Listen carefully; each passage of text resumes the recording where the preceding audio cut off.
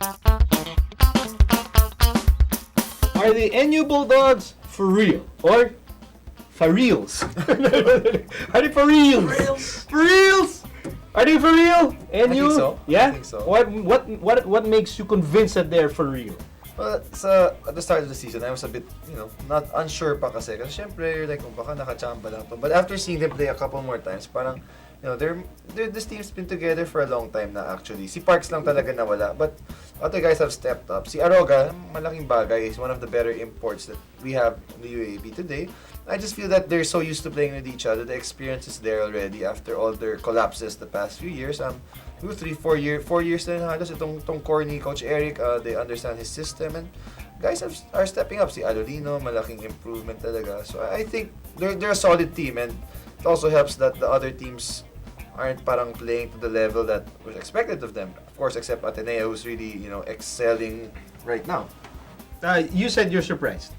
I think you guys pointed it out before the season or first week of the season nung nag-taping tayo na hindi lang naman all about Ray Parks to, marami ring magagandang piece na nandun. And ngayon, pinapatunayan nila, they're making the most of whatever spotlight they can get on themselves right now because they're playing as a unit. So, kasi dati talagang, kahit sabihin mong ang ganda ng mga pieces na ina-explain nyo nga sa akin, syempre Ray Parks lang yung titignan mo. 2-time MVP, puro yun ang titignan mo. Pero ngayon, it's time for everybody else to shine. At saka doon, parang everybody's just deferring to Ray. Parang he's like their savior. And it's not like they know how to play with him talaga. They trust Yun themselves. yung nakakagulat na, I think, versus UA, they won by 2.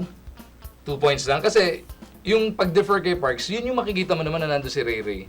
Pagka last 2 minutes na, dikit na laro, talagang kanya-kanya lang yung bola, di ba? Pero ngayon, they find ways. And this is nothing against Ray, by the way. He's really a great player. But we're just saying na parang, everybody's stepping up talaga. And that game against UE, they should have. I thought they could have easily lost that. And they probably should have. But they won. And actually against LaSalle, they were pretty much in the lead. But then sa dulo lang medyo humabol LaSalle. I mean, they could have easily have no loss right now. Ako for NU, 2 things come to mind.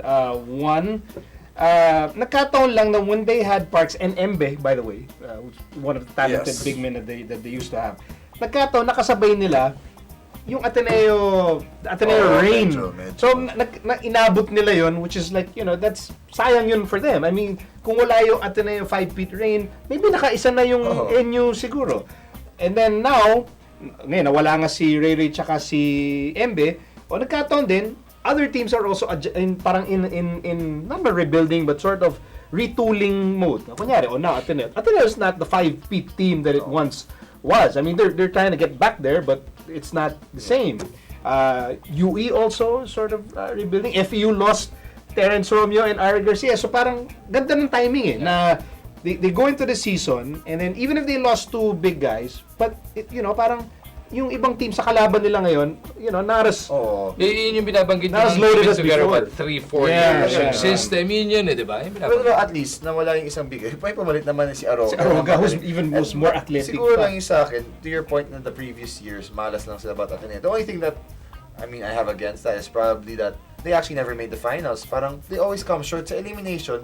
Galing nila. Like last year, who would have thought that UST would upset? Twice to beat sila, natalo. And then, even when UST played Ateneo rin sa finals kay Greg, parang dapat NU yun or somebody else. But I don't know, for some reason, they keep coming up short when it really matters. So that's why even if I say they're for real, medyo siguro hesitant pa rin. Because you want to see how they'll perform in the end. In the Final Four. Second round. Right now, let's say top 2 sila ng Ateneo and FEU. Pag matapat sila sa LaSalle again in the semifinals, LaSalle with their experience at championship team, I mean, that's gonna be the real test for me. Kasi yung Final Four lang, I think safe naman sila pumasok. Well, sige. Right now they have an impressive record. But Magu, when you do not have a clear go-to guy, Yun lang. the other teams have. Yeah. The other team, Ateneo has one, FEU has one, UE has one, LaSalle has one. LaSalle has several. Pero itong NU, sino ba? Is it Aroga? Is it Alolino? Is it Rosario? Ganyan. So, will that be something that they will they'll have to deal with na wala silang like super clear go-to guy? It's gonna be a big question mark kasi nga, through the years kahit na 3 or 4 years nang magkakasama yung grupo, nasanayan nga nila. Si Parks. Na pagka last 2 minutes, last 1 minute, they need a basket, they go to Ray. This time around, ito nga, elimination round Pero when the pressure sets in, if it's battle for position the last 2 or last game of the elimination round all the way into the Final Four, or kung may makatabla, parang knockout game, doon na magkakasubukan yan. That's gonna be a big question mark. Who will deliver? Maganda lang doon. You don't know who's gonna deliver kung ikaw yung kalaban. Yun yung ano naman. Pero, sino nga ba? Who will step up? Siguro sa akin, yung pinaka-candidate would be Aroga and Alolino na malaking improvement. Nakaka 3 points na nga. Dati linaloko nila, walang shooting yun. Ngayon, nag-improve naman. Okay. I also think that, their recruitment has to get credit for this. Oh, for sure. Kasi for you to lose Embe and Parks, and these are MVP caliber players, and still, have an impressive record, that means you were able to get, really talented players from the high school ranks. And they've been stuck naman for the past years. Yung team B nila, medyo malakas rin all throughout. And I'm sure they still have a lot of players there sa team B waiting for their chance. So yeah, big credit goes to them for that. So they'll be able to sustain this, tingin mo? I think so naman. Yes. Like most of the si Alolina, I think may isang year pa rin yan. Rosario, meron pa yan for sure. Si Aroga rin. So I think solid tong team.